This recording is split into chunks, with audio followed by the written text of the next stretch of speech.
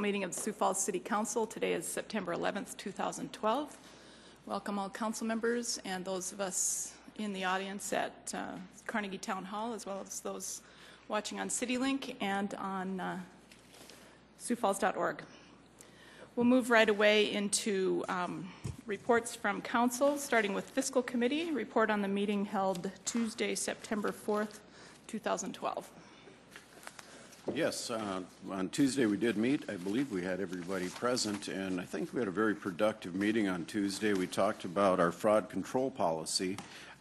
Rich Oaksall, our lead auditor, presented on that, and while we've had a fraud hotline and other methods for communicating fraud, we really haven't had a policy that most entities, business and government included, haven't, and we through this process have come up with a fraud control policy that will be presented at a very, I'm not too sure the date we're going to be presenting this for full council consideration, but it will be coming before the full council. And the other thing we talked about were our citywide fees and how we publish them and how we're going to implement that into our process with the total revision of our ordinances. So that's still ongoing, and I do anticipate by first of the year that'll be presented also to the full council. Great. Thank you, Councilor Karski. Questions for Councilor Karski? Okay, moving on. We'll go into City Council open discussion. Items, Councilor Rothing. I'll just respond briefly on the Urban Agriculture Committee meeting or task force meeting we had last night. We had the room pretty well full out there, and there was some concern about audio in that room. Some of our guests, our public, had some real problem hearing some of us, so we will be moving into the main chambers next week, or next on the 24th. But we're moving along very nicely. Came up with some preliminary, I'm going to say preliminary decisions on numbers and how things are going to work, and we're moving more and more towards the goal of bringing a ordinance to the Land Use Committee and then finally to the Council. So things are going along fairly well. Great, good, thank you. I appreciate you moving into the chambers as well. That'll make accessibility a little better. Questions for Councilor Rothing? All right, continuing open discussion, councilors. Councilor Staggers. Yes, this evening I have a number of amendments. Most of them are rather self-explanatory.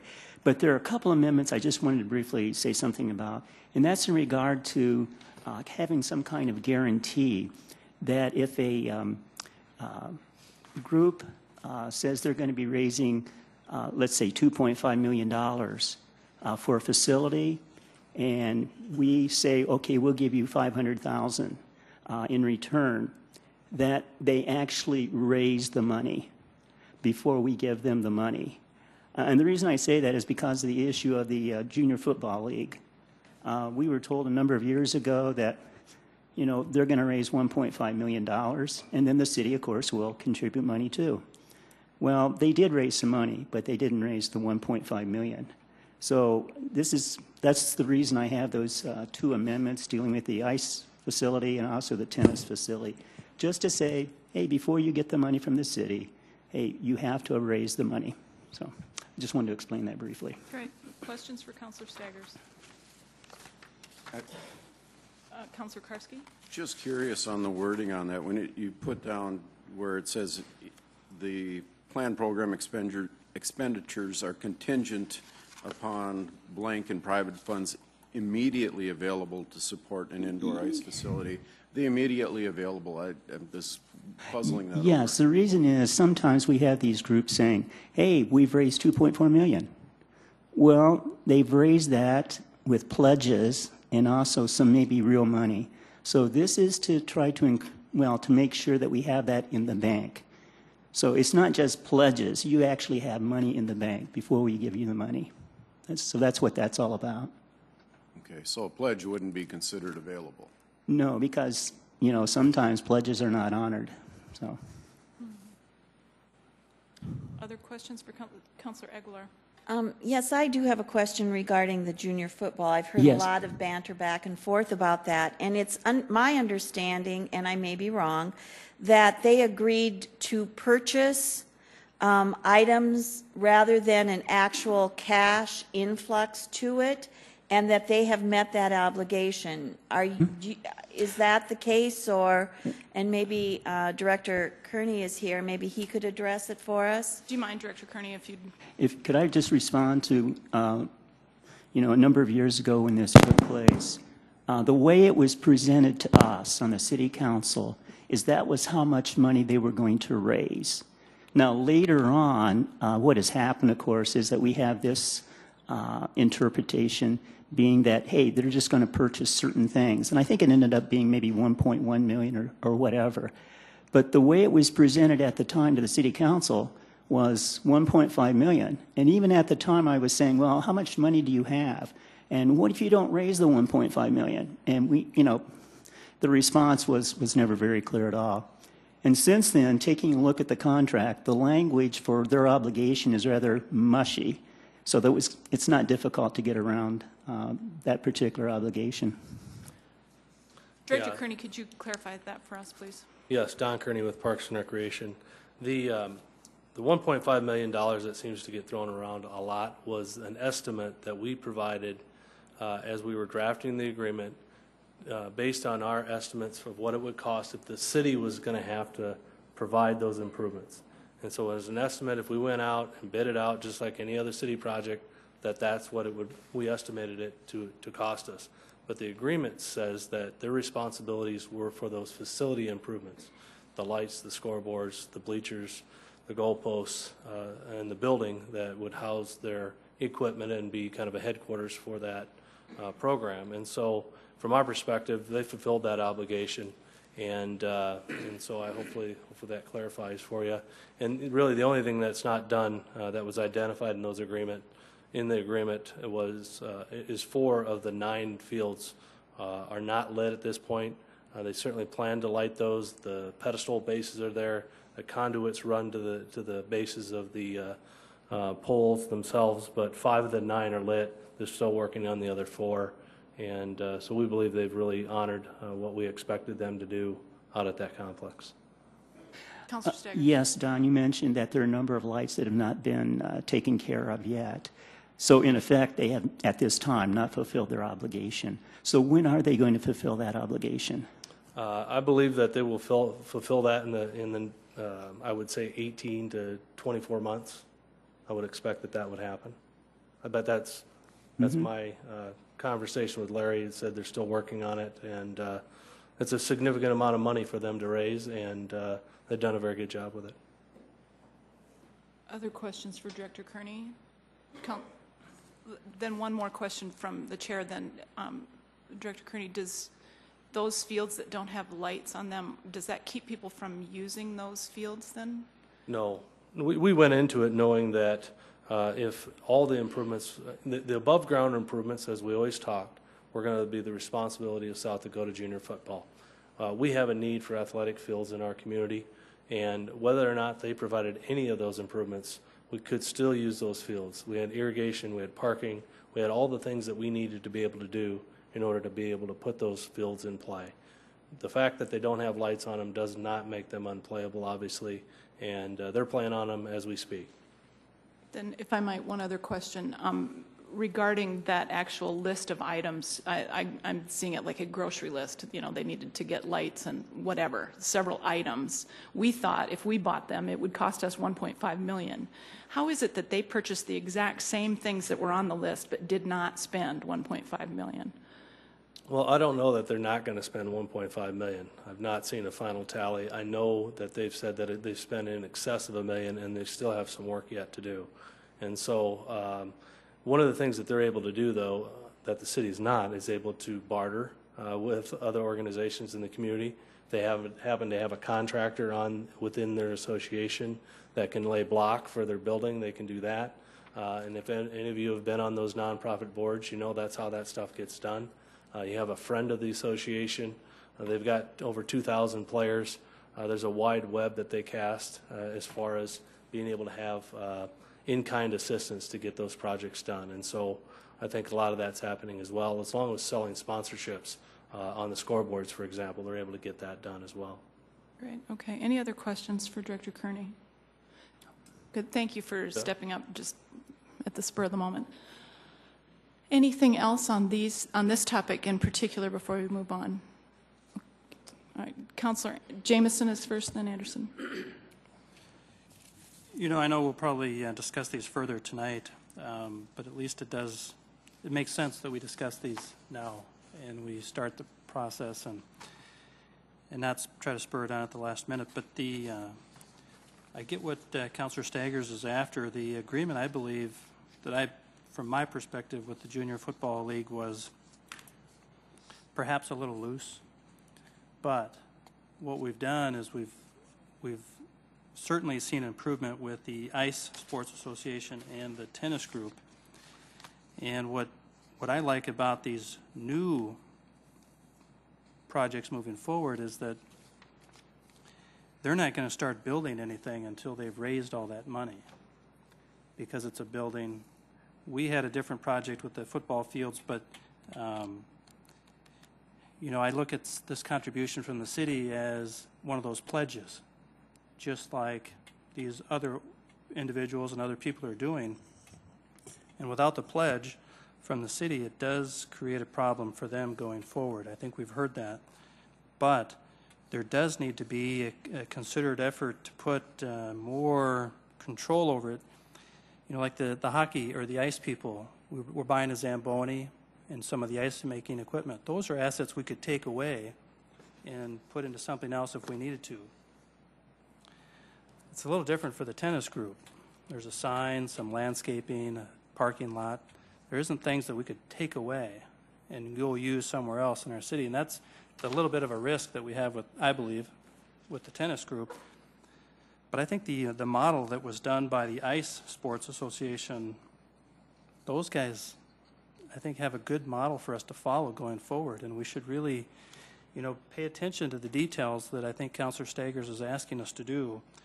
I'm a little concerned about going too stringent, but I appreciate the attention to the detail, because it's just responsible government for us to do it. But anyway, the immediately available part does have a problem for me, because it does hamper, I think, some of their fundraising ability. The money would never, and maybe Councilor Staggers, what you're after is maybe the money would never be put into their account unless they start construction. But I mean, they could change their model and say, well, we're not going to raise $6.2 million. We're going to go ahead and just build 3 tennis courts or 1 ice rink. You know what I mean? And those are some of the things that I think the MOU, Memorandum of Understanding, needs to outline, and I think it does a fine job of doing that. But anyway, I think there's good reason to pay attention to the details, but I think this goes just maybe a little too tight. Councilor Anderson, can I have you hold 1 second? Let Councilor Staggers, you want to respond directly to that? These amendments that I have dealing with the ice rink and also the tennis court is just simple accountability. That's all it is. You said, I'll just give you the example here, the ice people. They say they're going to have $6.2 million. Okay, that's fine. Once you get the $6.2 million, then we put the $1.5 million in their account. That's all there is to it. It's just simple accountability. Now, Councilor Jamison was saying, well, maybe they want to change their plans. Maybe they want to go, maybe instead of raising $6 million, they raise $3 million. Well, that's perfectly fine. Then you negotiate with the city again. That's all there is to it. It's simple accountability. Good, thank you. Councilor Anderson is next. Unless Councilman Karski still wants to stay on this subject. Do you want to stay on the same topic, Councilor Karski? I do. Okay.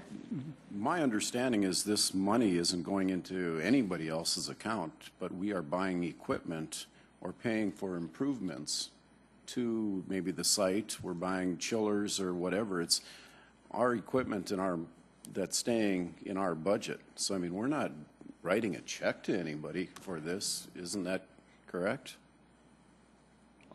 Yeah, go ahead. Director Kearney, good thing you're here. Thank you. Thank you, Don Kearney with Parks and Recreation. That's correct, Councilmember Karski, is that we actually won't be writing a check to them. We will provide the improvements by which we will retain the asset on, and we will continue to own that ongoing. So we actually won't write them a check. We'll actually provide the improvements to the facility, and that'll be outlined in the final agreement that the city council will provide. And then obviously there'll be a trigger in that agreement that'll articulate when that money can be available, or those improvements can be available, I should say. Okay, Councilor Anderson, in this vein then? Yes, it is. Thank you. Don, with that being said, then how are we going to place the maintenance of those items within the park? That's going to be placed within the Parks Department, and that'll be an ongoing expense? That'll be articulated in the final agreement. We didn't obviously address that in the MOU in great detail, but we would expect that they would continue to maintain the equipment per the manufacturer specifications. And then the question that we still need to sort out is, 25 years from now, who replaces that facility? And that's something that we'll obviously present that to the City Council for your consideration.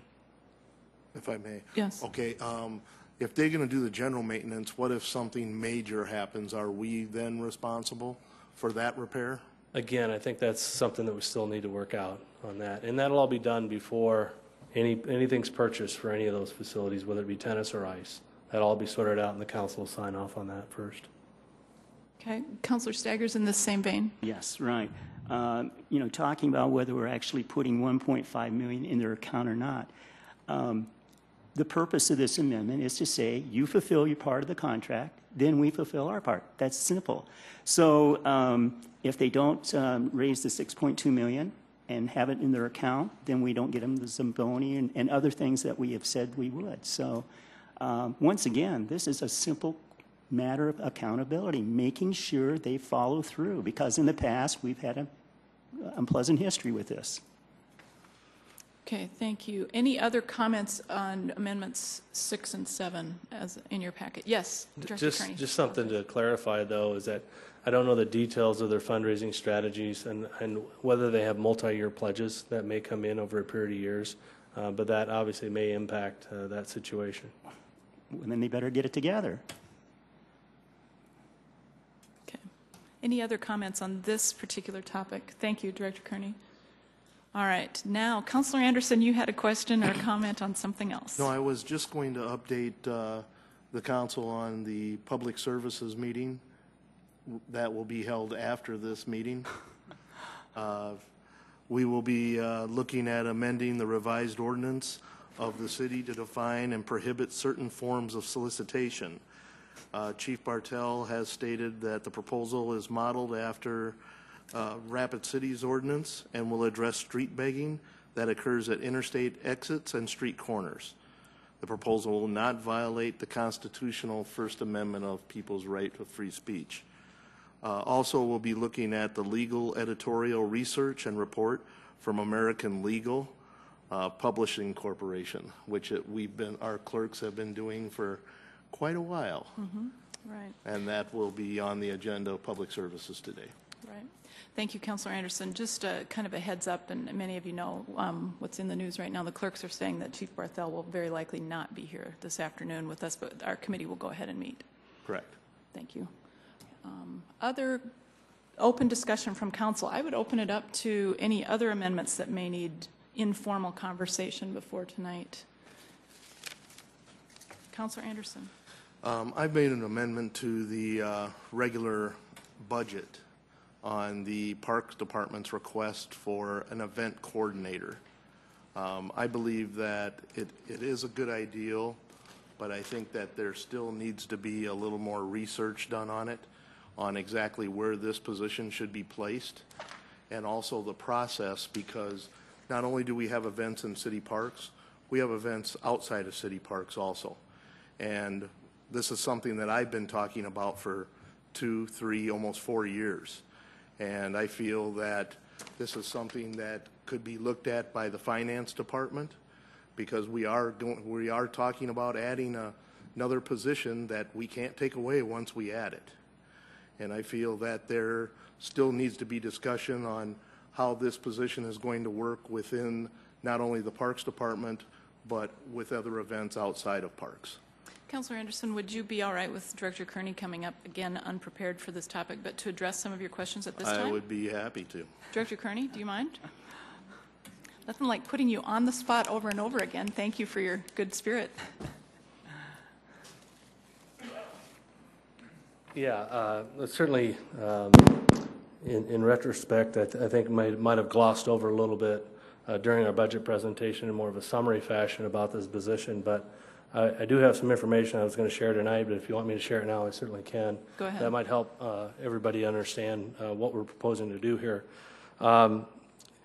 A little bit on the rationale for the position and the justification for the position. From a historic perspective, the City Council and the Mayor have been very supportive of providing additional staff, both full-time and part-time, for us to be able to operate and maintain new facilities that get added to the capital program. But what we've not done is ask for additional office staff in the past decade, dating back to 2001. And in that same time period, our community has grown, our park system has grown, and our recreation programs and special events have grown that we facilitate. And so to put this in perspective, I thought we did a little research as to the population base of our city limits that we had in 2001. And I would tell you that we've added the population base of Aberdeen, South Dakota since 2001. Not to mention the growth of the surrounding areas of the folks that we also serve that participate in our programs. We have a high non-resident participation rate. The other thing is our park system has also grown. Since 2001, we've added major facilities to include, but not all, Winter Wonderland, Overlook Cafe, Pasley Park, Veterans Memorial Park, several miles of bike trail, Arrowhead Park, Harmadon Park, 12 neighborhood parks, Leaders Park Single Track, River Greenway, Sanford Sports Complex, Family Park, the Wagner Arboretum, and the expansion at Falls Park. And I bring that up because with these new facilities come additional demands for staff resources, including collaboration with new nonprofit boards that are created as a result of these to assist us in operating these new facilities. Examples of that include the Arboretum Society Board, the Veterans Memorial Park Advisory Board, and then even our Falls Area Single Track group that was formed, which take regular and constant interaction with. And then we've also added new recreation programs and additional sports leagues, including kickball, dodgeball, and just recently pickleball. The other thing I'd share with you is that this position we anticipate will be the main point of contact for special events. And I think that kind of gets highlighted a lot, but that's not the only thing they'll be doing. Over the past 11 years, we've gone from 9 special events to 57 this year alone. Not only have they grown in number, but in complexity as well. For example, Jazz Fest has expanded from 2 to 3 days. The Vera Race for the Cure has gone from just a couple hundred to thousands. The Sanford Half Marathon and 5K has grown into a fully sanctioned marathon event that was held this past weekend with over 2,300 participants. And so as I mentioned in my budget presentation, there are 3 primary areas for this position, their responsibilities, and that would be facilitating those special events, Councilmember Anderson, that you had mentioned, both internal to the department, like touch-a-truck events and our youth triathlon, but also all the external events that happen in our park system. And the other thing that they would be doing is the marketing for all of our programs and activities, our activities guides, our news releases, our promotional brochures, all those things that we do to communicate with the general public, not only by our activities guides, but also through social media, which I heard this morning in 2001 wasn't available. Facebook, Twitter, those weren't even out at that time, and they're a big part of what we do now. And so public relations is the other piece. We do a lot of ribbon cuttings and groundbreakings, constant contact with the Development Foundation, the Chamber of Commerce, and those organizations that we want at those activities to be involved. And so really the plan is if we can carve out that special events piece and the workload there, the marketing, and then the public relations piece of this position that everybody seems to be doing a little bit of, and if we can centralize that, hopefully the other staff will be able to continue to be able to deliver the services that really the citizens have come to expect from the department, and that's really the focus of the position. And I just thought that additional background might be helpful because it is a position that we really believe we need, and we believe we could use some help in our office. Councilor Anderson? And pretty much everything Director Kearney has said, I do agree with. This is something, once again, that I've been pushing for about 4 years now. And trying to find a permanent position is a big step. And it's also a big addition to our general budget. So, I mean, the one thing I look at is that I feel that if we have like a neighborhood party or a block party, there are about 5 different locations somebody has to go to get permits to take care of that. And having a one-stop shop is something I've been talking about for over a year. And Director Kearney knows that too. I'm just not sure that the Parks Department is the right location for that right at this point in time. And I feel that it's something that could be looked at for, if it's just 1 year by fiscal, if we create a position that would be a part-time position for 1 year, to take a look at this position, see how actually it is going to work within the administration, and how we can create a one-stop shop where someone can go put in their application for the event that they want to have, then that person, whoever is the contact person, would send out that information to our event committee, which is now a city committee instead of being under downtown Sioux Falls, correct? Yes. And at that point, using SIRE, we could set up meetings for any questions, or any questions could be issued back to that one person. And I guess my concerns right now is, Don, with all great respect for you and your department, I just don't know if that's the right place to put that position at this time. And I'm asking that we take a look at that first before we commit $81,000 a year Hang on to a one salary. second, Don. Questions from council for either one? Councilor Staggers? Yeah, Don, you mentioned that there hasn't been a change in administrative staff since 2001. How many members are a part of the Parks administrative staff? We currently have 11 in our office building. Okay. And also, besides positions, of course, we also pay salaries. And this salary is $81,000. How many, isn't it? Oh, is that with benefits too? That's the entire dollar amount Oh, for okay. benefits. The salary, starting salary for the position would be right at $50,000. Oh, okay. Could you tell us then, with the rest of the administrative staff, how many have $80,000 in compensation and benefits? Not off the top of my head, I couldn't. No. Oh, okay. Then if I might, Councilor Anderson, just to clarify for my own vote later on, it sounds to me like we're talking about 2 different kinds of events. I have been a block coordinator and gone to those 5 different places. I believe Don is talking about Jazz Fest and German Fest and all of those other types of things. I think we're talking about 2 different animals. Could you clarify one or the other of you, please? Don, could you help us? Yeah, what I'm talking about are the events that are held in our park system. And what I'm saying is that the position could be utilized for all events within our city. That the one-stop shop should come to the one person. I've had an ideal on this, and I've thought about our licensing department and putting another person in that licensing department for 1 year, and that would be the one stop. Then if the event was in a park, the paperwork would be filled out, scanned, and sent to the Parks Department, and they would still run their events the same way that they always do. But there would be one place for that person to come to talk to fire, to talk to police, health department, with all the different intricate things that are happening with our events now. And not all the answers are in one place right now either. And that's what I'm trying to do. I would like to see all of our events be in a one-stop shop.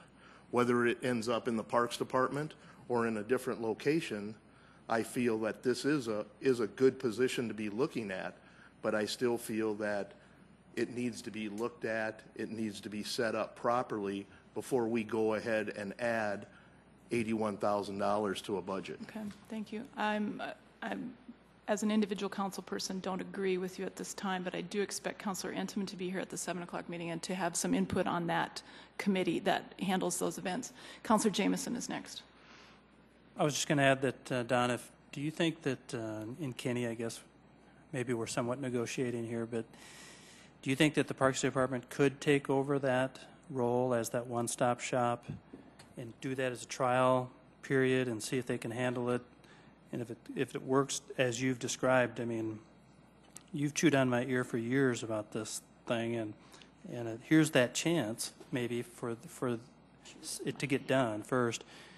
Maybe it's not in the right department that you think it's in, but at least we could start it in that trial period, so to speak. And the question really then comes down: do you think that this person could act as that single stop? Yeah, I'm not close enough to it to really know. Kelby will be here this evening, and we'd be able to address that answer, I think, a little better. I can talk to him between now and the 7 o'clock meeting to know whether that's possible or not, to see if we can incorporate everything under one roof. I just don't know how big the other piece of it is, I guess. And see, that's what I'm saying too. Here we're ready to commit $81,000 just for park events. Park events are probably the largest segment of that. But there's still things that are happening out there that, I have run a few events. And, there are questions that happen that I'll use insurance-wise. The latest event, at the last minute, an insurance question came up. And no one was able to answer that for us. And I had our city clerks actually investigate through parks, through risk management, and nobody could give us an answer on how much more insurance was needed to be purchased to be able to utilize a temporary license that was given. And that was done, a week before the event happened. And that's the type of thing that I want to avoid. I want a place where someone can come to where they can find those answers. Okay. I'm going to move us off of this topic as the hour is getting late. Are there other topics for council open discussion? Any comments on any of the other amendments that are proposed for this evening? Seeing none, I'm going to move ahead with presentations, and we'll start with the Internal Audit Report 1206, Quality of Life Bonds, with Rich Oaksel, Lead Internal Auditor. Good afternoon, Council. You should have a hard copy in front of you. This audit was approved by resolution of the Council. It was on our annual audit plan to review the two bond issues, the one in 2007 and the one in 2009, to fund various cultural and recreational projects. The objectives are on page 2. Specifically, we were seeking to determine the following 4 things. Were the projects identified in ordinance initiated and completed? Were the bond proceeds used for the authorized projects and only for the authorized projects and other authorized costs?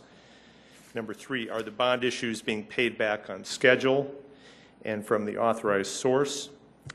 And number 4, did the Drake Springs Pool project, which was funded by the first Quality of Life bond issue in 2007, did that stay within the voter-approved limits of the May 2007 municipal election? As far as the results, Objective 1, the projects were all initiated.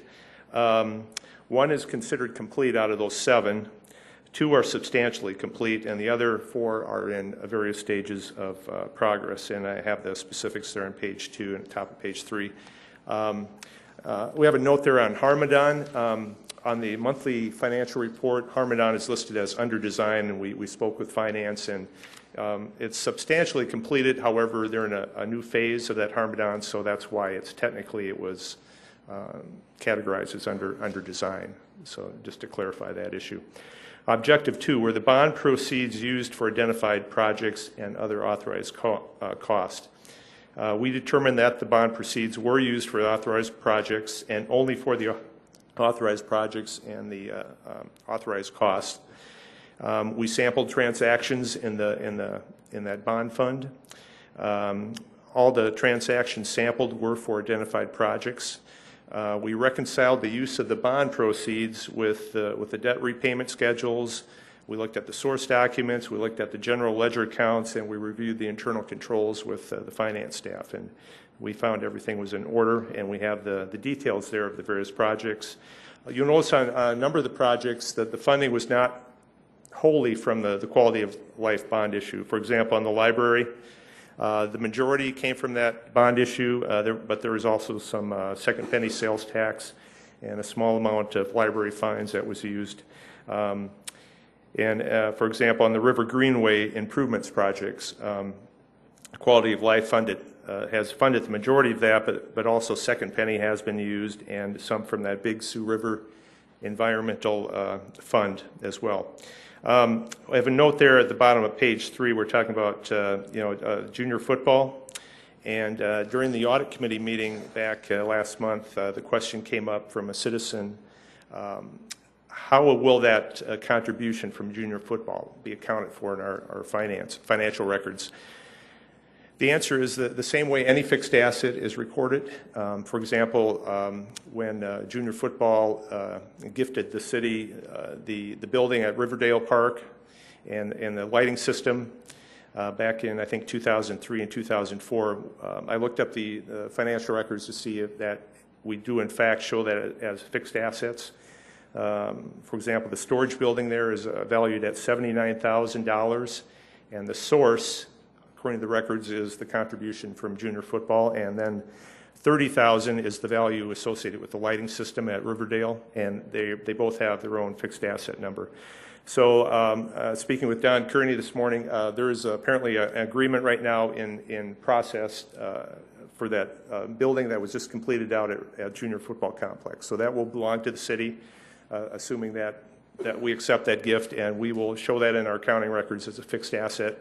And the funding source would be contribution from junior football. And then after that audit committee meeting, I did review in more detail, what we had spent on that junior football complex, and it was at $4.2 million, which I have in the report. There were 2 major contracts, one with Pesca Construction, one with Runge for the field improvements and the grading and the utility improvements. We spent about $65,000 with Xcel Energy for utility relocation, and then we also had agreements with JSA and Stockwell for design and engineering services on that project. So I didn't find any evidence that we had paid for scoreboards or seating or the building out there. In other words, the amenities that junior football was supposed to provide. I didn't see any evidence in the accounting records that the city was paying for any of that. So. Just to clarify that. The third objective was to determine are the bond issues on schedule with the repayment, and is that coming from the authorized source, which is the second penny? And the answer is yes. We reviewed that schedule. We looked at the detailed accounting records to see that was so. And objective 4, that municipal election on May 15th of 2007, that was when the Sioux Falls voters approved the outdoor pool project at the Drake Springs Park, and the limit was not, the cost of the project was not to exceed $4.7 million, according to the language on the ballot, and that was funded by the Quality of Life bond issue number 1. We determined that, in fact, the project did not exceed the voter-approved limit of $4.7 million. It came right at $4.699, right up to the limit there, and you can see the detail there, what we paid Swift Construction and the design company and Geotech and the miscellaneous vendors. So conclusion was that the internal controls were operating effectively to administer the bond issues, and we didn't have any audit recommendations as a result of this. We do have a project which Don Kearney will be addressing right after me about the River Greenway, which is on that Quality of Life bond issue. That's on our audit plan. We haven't started that audit yet, but we'll go into more detail on that particular project when we start that audit work. So that report will be coming down the pike. So if there's any questions, I'd be happy to answer those at this time. Thank you, Rich. Questions for Rich? Councilor Anderson. Rich, on underdesigned, could you give us a little bit more information on what they mean by underdesigned? Well, I think I emailed the finance person. I said, why is it under design? And I was told that is technically correct. At that time, I think it was in the June financial report, I believe, or the May monthly financial report. It refers to the current phase at Harmadon. However, most of the project has been completed. I don't have the details on what is left to do on Harmadon. Maybe, I don't know if Don or his staff has any information on that, but. We appreciate park staff being here today. Thank you, Tori. Glad to be here. Tori Miedema, Parks and Rec. As far as the under design piece, the Harmadon complex as a whole is complete, but we had some money left over and we were looking at doing some shade structures over at the baseball side in a deal with SEBA, and that plan fell through. The cost came in a lot higher than we expected, and higher than what the funds that we had, so that's why it's under design, but the Harmadon complex as a whole is complete. Councilor Anderson. Continue. The funds that we have, are those the funds from the quality of life bond? Yes. And that quality of life bond was there to build what side of Harmadon Park? It was there for one side of Harmadon Park. The other side was already completed, was it not? The baseball side was already completed? Complex as a whole, we did do some pathways and stuff throughout Harmadon, but yeah, we did build the softball complex with that. Thank you. Thank you, Troy. Yep. Councilor Staggers. Yeah, Rich, just a quick question about the library. Mm-hmm. It says it's substantially completed. What part is not completed? I'm not sure if they're still buying some material maybe out of the funds available, but obviously it's being used. I think it was maybe 2 years ago we had the ribbon cutting. Yeah. But yeah, that is technically it was I believe it was called substantially completed in your monthly financial report. Okay. Yeah. Any other questions for Rich from council? Thank you for your report. Okay, thank you. Moving on, Downtown Greenway project update. Don Kearney, the real reason he's here. Thank you. Thank you, City Council members. This is our quarterly update on the River Greenway project as part of one of the top 10 projects. Before I turn it over to John to give you a brief overview of the project and the status report, once again, I want to remind the council members of our project team. Josh Vandenbosch in the red shirt back there, he's our new on-site project manager with the engineering department, along with Tori, our engineer in our department, and appreciate all their work getting us to this stage. And with that, I turn it over to John, and then we'll be available for questions afterwards. Thank you. Good afternoon, Council. John Jacobson with Confluence. We'll go pretty quickly here.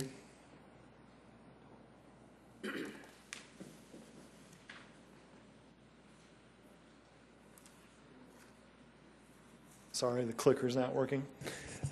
Just real briefly here, you can see a graphic that shows the extent of Phase 1, which was just being discussed. That's the area indicated in red. Phase 2, which is under construction right now, directly to the west of the new hotel redevelopment property, is shown in orange. This is a blown-up plan of the improvements that we're doing along the west bank, essentially go from south from the 8th Street Bridge to the existing railroad bridge, which crosses the river a little bit to the south. Just real briefly, if you remember, the new improvements consist of new accessibility routes down into the Greenway from 8th Street, a wider 16-foot trail connection, new connections up into the redevelopment of the hotel property, a plaza and seating area, and another plaza up on top with the water feature. These are just some views that you'll remember from design views from the last update. And that's the water feature area. So essentially, the Phase 2 improvements bid at a cost of a little over $3.5 million. We started construction at the end of June 2012. Our construction is currently on schedule. We have about 85% of the lower river wall, that's the wall that is along the river, complete, and about 65% of the wide trail at the base of that wall is also complete. The trail, the main public trail which goes along the river, will be open for public use at the end of November of this year. And then at that time, construction of the upper retaining walls and plaza here will begin in about 2 weeks. And we've had no unforeseen conditions impact our construction. You may ask whether the drought has been an advantage for construction progress. I would say it's not made construction go faster. What it's done is not delay our construction with high water levels and flooding. And then, of course, as you know, the demolition of the Schoenman's building for the new hotel redevelopment project is scheduled to start occurring tomorrow. They've been removing the existing pavement here for the last 2 days. And then our project is scheduled to be substantially complete at the beginning of June of next spring. I've got a few pictures for you of just some of the construction activities. This kind of matches the design drawing that we showed you earlier. This shows the Riverwalk construction and the construction of the plaza space, which reaches out into the river. You can see just from a construction method's point of view, it's not dumping concrete into the river. You can see all the reinforcing there that holds it all in place to deal with high water and low water levels and spring thaws and all that. This is just another blow up of the construction of those steps. You can see the reinforcing in more detail. This is the new 16-foot wide trail. The installation of the stone cap is occurring in this picture. And we also have the new section that's underneath the 8th Street Bridge is also complete, which connects into Phase 1. And this is just an overall picture from the very south of the project looking north to the 8th Street Bridge.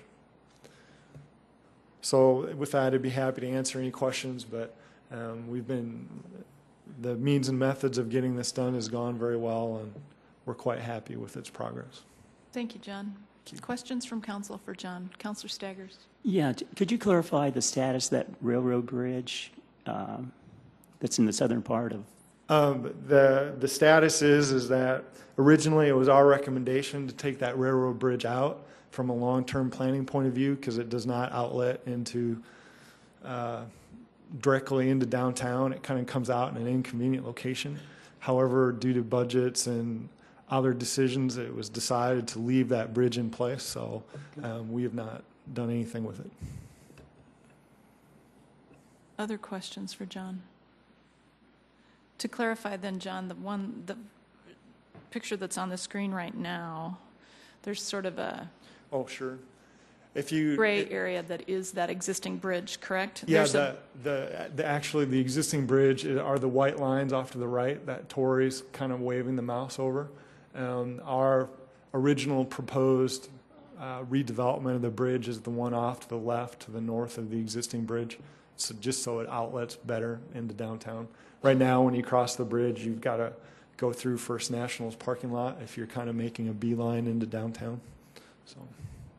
And then I have asked this question of the Parks Department. I've had constituents ask about that. Eventually, that bridge will be open again and made a little bit safer and yes, it will. Usable at some point. It will. Right now, it's my understanding that bridge will stay closed until construction of the hotel is complete. Great, thank you. Other questions, Councilor Jameson.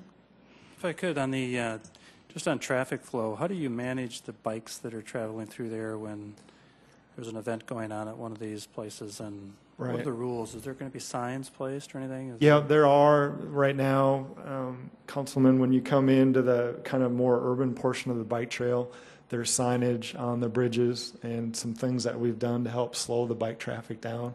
But more importantly, when there's a really big event, the reason why all these secondary trails exist, like the new bridge that was installed as part of the first phase and this existing railroad bridge, the reason why those are important and the trail that leads to Falls Park is because during large events we'll use those as detours. So people who are biking or enjoying the trail system who don't want to participate in whatever the event is will be directed around the event. So, other questions from council? It's looking good. Thank you, John. Anything else beyond what's on our agenda this afternoon? Seeing none, I will adjourn this meeting. The next meeting will start, the Public Services Committee will start at 5 o'clock according to the clock in the Carnegie Chambers. We're adjourned.